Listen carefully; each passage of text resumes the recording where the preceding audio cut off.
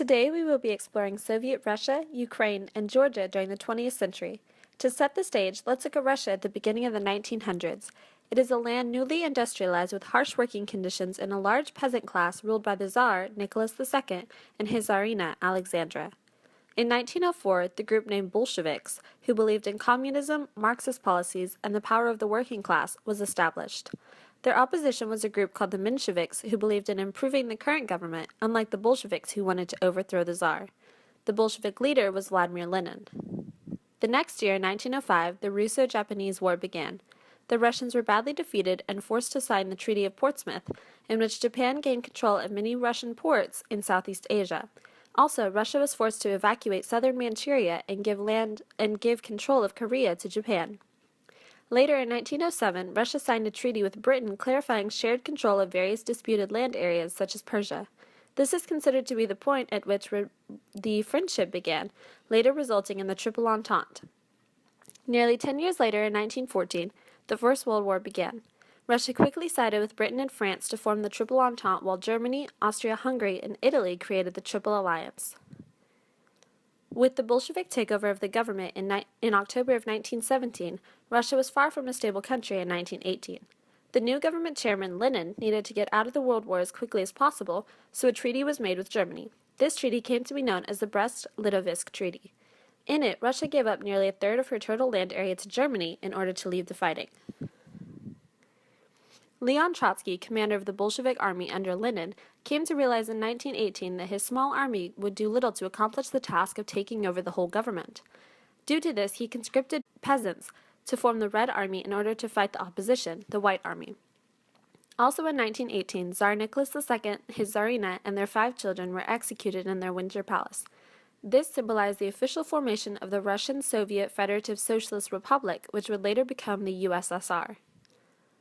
In the aftermath of World War I, the Polish-Soviet War began in 1920. The causes were complex, but the main two were territorial disputes dating back to the 17th century and the fact that the USSR was trying to recruit local nations into practicing communism. The war ended in 1921 with the Treaty of Riga, which established the boundaries that would hold until World War II. Disaster struck in 1921 when a drought hit, causing the harvest to be unsuccessful. That, coupled with the inefficiency of the Trans-Siberian Railroad to distribute food, and the immense hyperinflation of the Russian currency caused over 6 million deaths in a few years. In the beginning of 1924, Lenin died from surgery complications, leaving Trotsky and another ambitious political man, Joseph Stalin, to fight for control of Soviet Russia. Though Lenin had most likely named Trotsky as his successor in a letter, Stalin arranged Lenin's funeral and took over Soviet Russia as the new premier. Sometime later in 1935, France and Russia signed the Franco-Soviet Treaty for Mutual Assistance with the intention of encircling Nazi Germany that had recently declared its rearmament. The true tragedy struck the next year in 1936 in the form of the Great Purge, a 2-year event that scarred Russia forever. During this time, Stalin had grown increasingly paranoid of potential enemies, so he ordered his secret police, the NKVD, to arrest and kill anyone suspected of crimes against the government, including nearly 40,000 members of the NKVD itself. By the end, thousands of Russian citizens were either in jail or dead, and the country was not much safer for it. In 1939, Soviet Russia realized that they were essentially left alone against the increasingly large threat of Nazi Germany, so Stalin changed his tactics and met with Hitler to sign the German-Soviet Non-Aggression Pact. In this document, neither country could attack the other in any way. Hitler soon went back on this promise, though. This attack by Hitler was named Operation Barbarossa and is considered to be the largest military operation in the history of the world. Nearly 4 million Axis soldiers entered Russia and fought their way to Moscow. The Red Army managed to halt the German advancement by forcing the army into attrition warfare, a practice where man and military resources are depleted. This strategy succeeded and began the German failures. After World War II came to an end, the United States wanted to remain allied with the Soviet Russia, so President Eisenhower remained cordial. When Truman took over, however, he found it increasingly difficult to cope with Stalin's stubbornness. This conflict eventually became known as the Cold War between Russia and the U.S. Though the starting date is much debated and there are many factors that played into the crisis, 1945 is believed to have been the very beginning of the conflict. In October of 1957, Sputnik 1, the first artificial Earth satellite, was launched into orbit. This satellite, which was launched, began the mad space race, during which each country struggled to build rockets quicker than its opponents. In 1972, American President Nixon visited Moscow, making him the first American president to do so, to sign a treaty with the Soviet Union. In this 7-part treaty named Detente, or sometimes referred to as the Strategic Arms Pact, Russia and America vowed to aid each other with scientific research, trade, and to avoid military confrontation. Near the end of the Cold War in 1987, America and Soviet Russia signed the Intermediate Range Nuclear Forces Treaty, which forced both countries to eliminate, quote, nuclear and conventional ground-launched ballistic and cruise missiles with intermediate ranges. This affected 3 missiles for the U.S. and 6 for the Soviet Union. After the USSR fell apart in 1991, a Russian constitutional crisis in 1993 threatened to rip apart Russia, too. Tension between the Russian leader and parliament had been growing, but it came to a head when leader Boris Yeltsin dissolved parliament. Parliament responded by attempting to impeach Yeltsin, replacing him with a temporary leader. This caused a 10-day public military conflict, during which 2,000 people were killed. In the end, Yeltsin supported a new constitution that created a strong presidency, a practice that still holds true in Russia today. When Russia attempted to seize control of the area of Chechnya in 1995, they were met by strong opposition in the form of guerrilla warfare. Though Russia had superior weapons, numbers, and even air support, they were forced to sign a treaty of peace with Chechnya in 1996. For the last tidbit of Russian history, we journey all the way to 1999 when Yeltsin resigned his position and Vladimir Putin took his place as prime minister and eventual successor. Now for Ukraine, a neighboring country to Russia that was a moving and changing place in the early 20th century. In 1921, after World War I in Versailles, the victors met to sign the Treaty of Versailles and determine the fates of the opposing countries. Since the Treaty of Brest-Litovsk was considered void, there was much disputed land that the U.S. and Britain didn't want to return to Russia, but also didn't want to give to Germany. Due to this, Ukraine was carved out and created from that land. One of the most forgotten events in Europe was the 1941 to 1944 Holocaust in Ukraine. When Hitler invaded Ukraine in 1941, he had intentions of killing 65% of the population and taking the rest as slaves.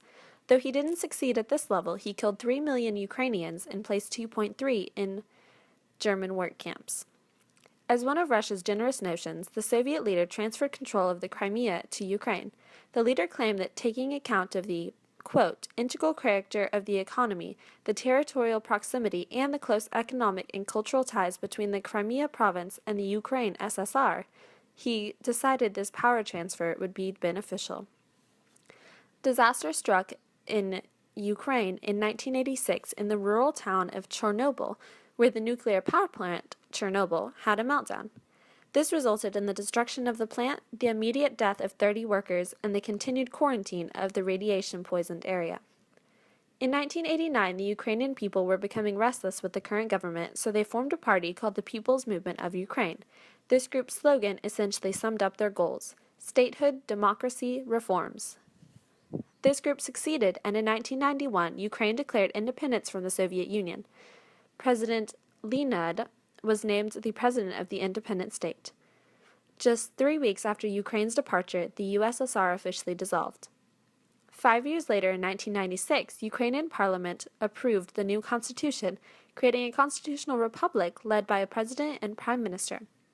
The document has 15 chapters and has been amended a few times since 1996. The last stop on this historical tour, Georgia, is easily forgotten, but its history in the 20th century is rich with struggle, hardship, and perseverance. The country of Georgia's beginnings in life were far from traditional. The land that would eventually separate to become Georgia, Azerbaijan, and Armenia was grouped into the Transcaucasian Democratic Federative Republic during the Russian revolutions of 1917. As the Ottoman Empire moved to conquer the land, the 3 different ethnic groups attempted to work together to form a military, but the efforts eventually failed. While Azerbaijan allied with the Ottomans, Georgia and Armenia formed 2 independent states in 1918. The new government of the Democratic Republic of Georgia was Menshevik, which led to later problems with Bolshevik Russia. With Armenia and Azerbaijan already annexed into the USSR by 1920, Georgia must have known that Lenin would soon come to take over the Menshevik government. The Red Army invaded Georgia and Russia gained Georgia. Together with Azerbaijan and Armenia, they formed the Transcaucasian SSR. In 1936, the Transcaucasian SSR dissolved, so Georgia became an independent Soviet republic. Its new name was the Georgian Social Soviet Republic. Many years later, in April of 1991, Georgia declared its independence from the Soviet Union a short time before the entire SSR dissolved. In 1994, Georgia was a conflicted nation with one of its regions, Abkhazia, wanting to completely succeed. It became apparent that Russian military assistance was necessary, so the two countries signed a treaty that allowed Russia to keep 3 military bases on Georgian soil past 1995. Also, the Russian military would train and supply the Georgian army.